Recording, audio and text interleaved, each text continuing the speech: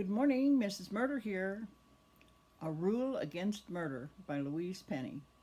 This will be the book we're reviewing briefly today.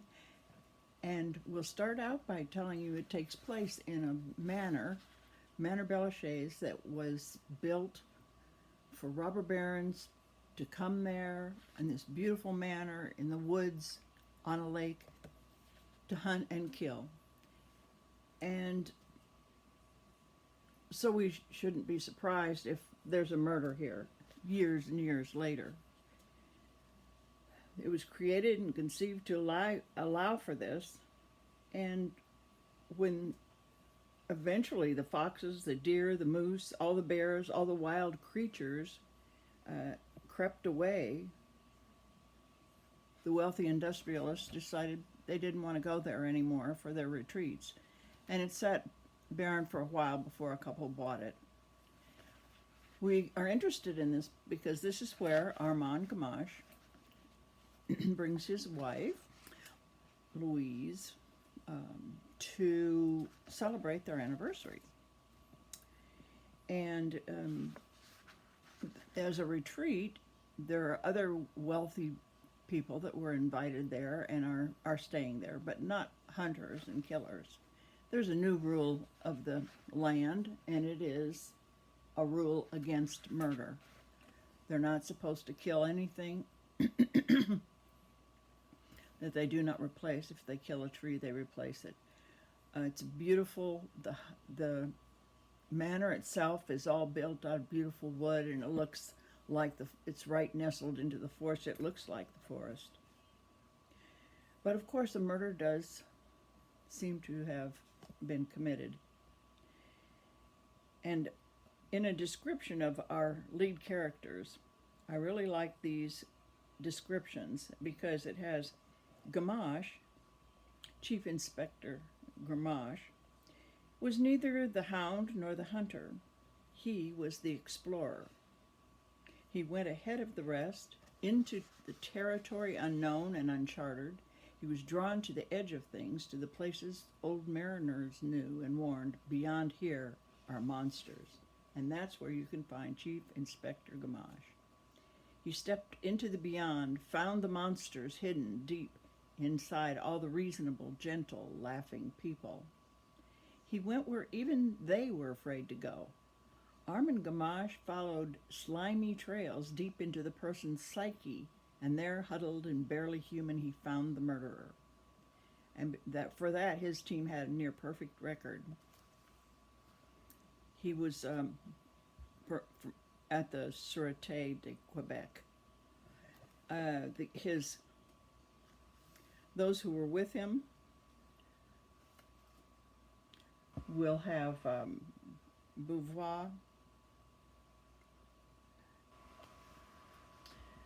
Beauvoir was the alpha dog. He was vibrating beside Inspector Gamache, and he was whip smart, tightly wound, second in command. He believed in the triumph of facts over feelings. He missed almost nothing except perhaps things that couldn't be seen. Then we have Agent Lacoste. She also stared at the scene, and unlike Beauvoir, she could become very still. She was the hunter in their team, stealthy, quiet, observant.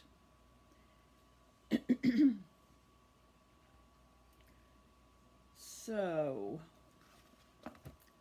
that's the description of our detectives. They are not this time in Three Pines. As I said, Three Pines is a few miles away, and this is a retreat. And they hope to have a quiet, restful celebration of their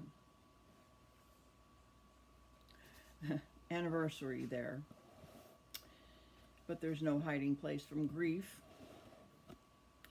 and it's everywhere. It'll find you eventually. It was the thing we most fear, not loss, not sorrow. But what happened when you render those things down? They gave us grief. So they found Madame Martin dead, crushed by the statue of her father. Some believed it was an accident, but how could this heavy statue have fallen over on his daughter? And that is the mystery that we spend this book resolving.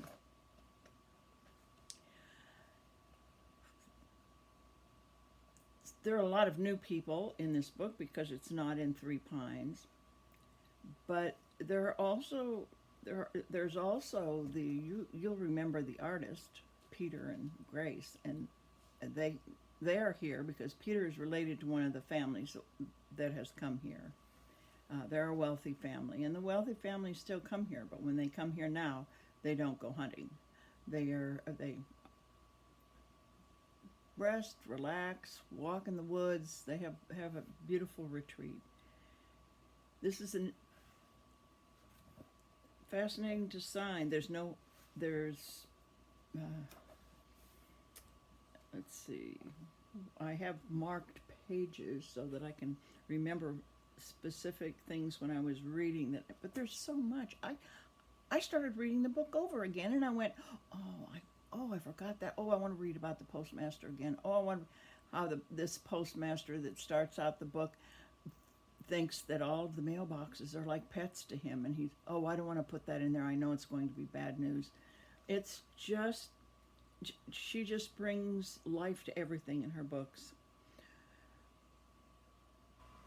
So when my husband and I bought Belchase, we made a deal with the forest.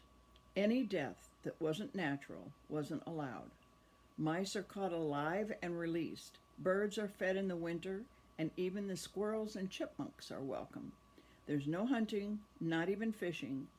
The pact we made was that everything that stepped foot on this land would be safe.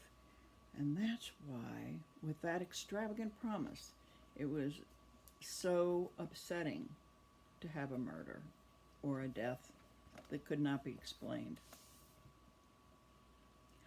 All the people here, first generation money, second generation, the first generation makes the money, the second generation appreciates it. I like this quote. The third generation, the father hated him, but they thought they'd steal his money and ruin the family. That's what he thought, and he was afraid of spoiling us, and so he never gave us anything except stupid advice, words, and that's all. So we see a lot of bitterness towards the man whose statue is being erected, and that's why everyone has come to celebrate his honor. But there's a lot of family that are not very happy with him, as you can tell.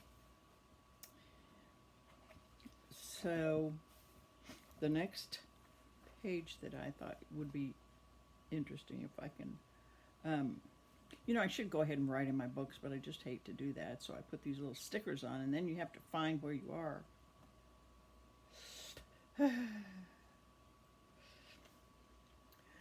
Well, I don't know what was on that page, but on the last page, let's find out who benefits. Maybe that'll help us solve the crime. Who benefits? Well, David Martin does. He doesn't have to pay alimony. So anyway, they start going through all solving the mystery. And to have a rule against murder and have a murder committed at this beautiful retreat. Something wrong with that. Sorry I ran long, but this is a book you'll enjoy. I started to read it over again, and it's been a month since I put up a review, so I just have to get this one up and then get the one up for the next book, which I have also read, The Brutal Telling. And if I thought the rule against murder was fascinating, this one is a real